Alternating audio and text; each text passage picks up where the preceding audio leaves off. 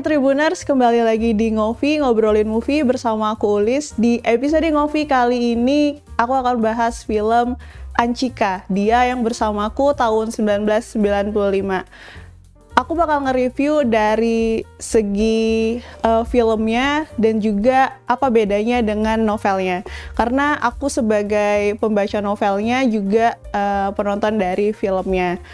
Nah, Anchika ini nyeritain tentang hubungan Dylan sama Anchika setelah Dylan putus sama Milea. Timeline waktunya di tahun 1995, setelah Dylan kuliah.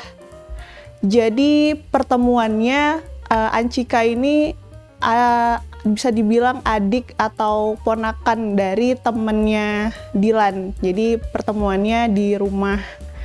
Nah, dari situ mulai muncul rasa ketertarikan. Nah, Dylan ini sama kayak pendekatannya mungkin bisa dibilang mirip ketika dia juga mendekati Milea pada masa SMA. Tapi bedanya di sini Dylan udah kuliah dan Anchika yang masih SMA.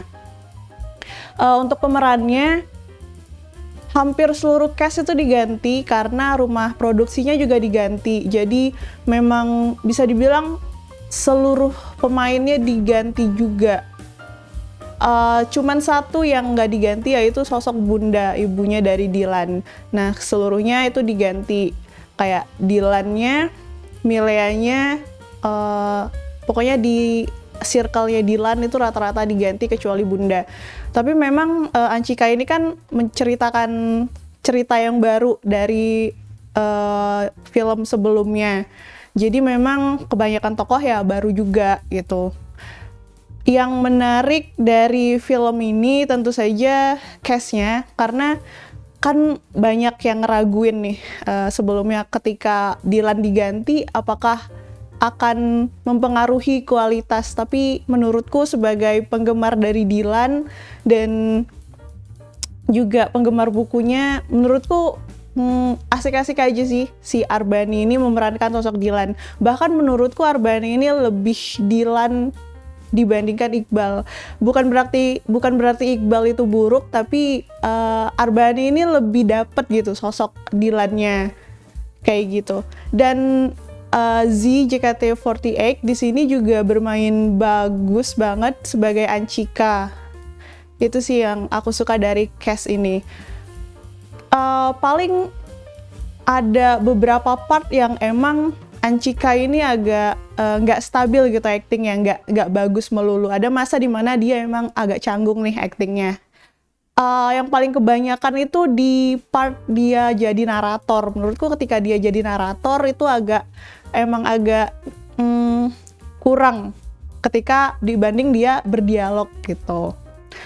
Jajaran cast lain di sini juga oke banget, kayak emang bagus nih dari secara pemilihan pemerannya, dari circle-nya Anchika, dari circle-nya Dylan itu tuh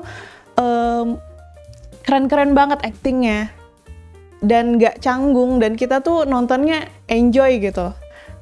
Terus yang paling menarik menurutku bisa dibilang jadi scene stealer itu Mang Anwar. Mang Anwar ini yang pamannya Anchika dan juga temannya Dylan.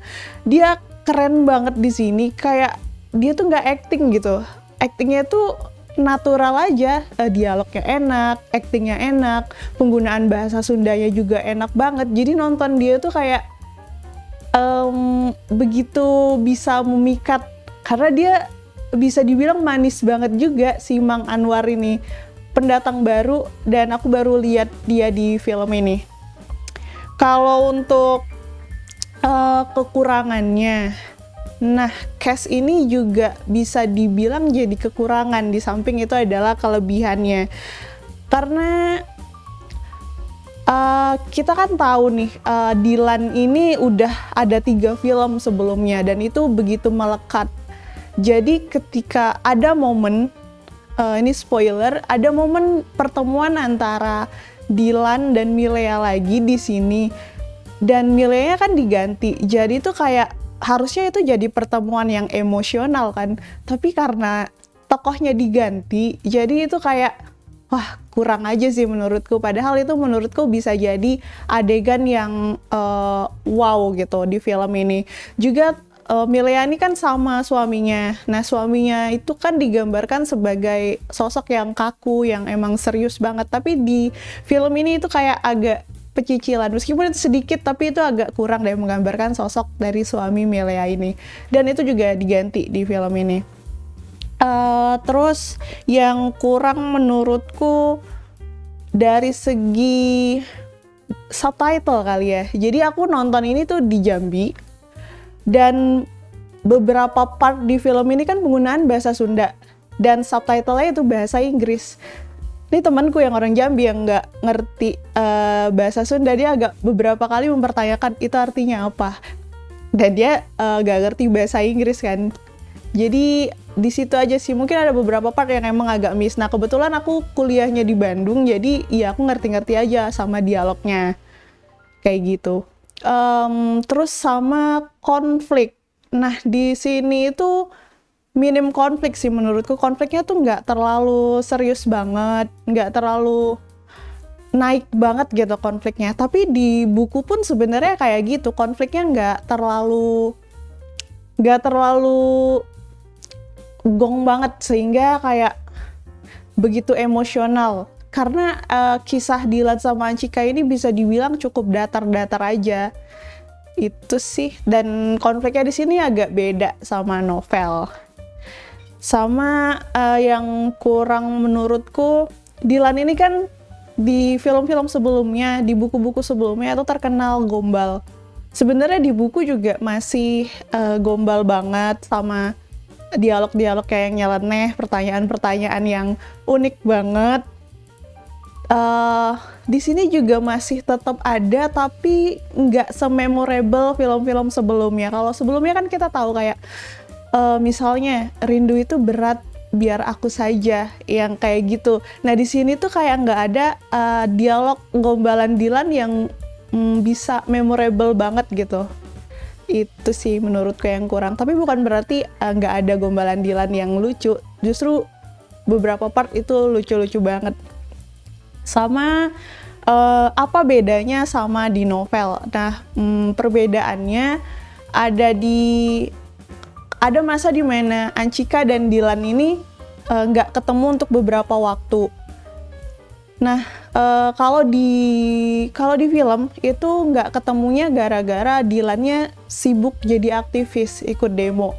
Nah, kalau di novel itu sebenarnya konfliknya itu karena dari pihak Anchika itu ada namanya sosok, aku lupa, itu diperanin sama Yayan kalau di film ini. Nah, dia itu yang memisahkan antara Anchika sama Dylan karena Anchika ini mau dijodohin sama kenalannya seseorang ini.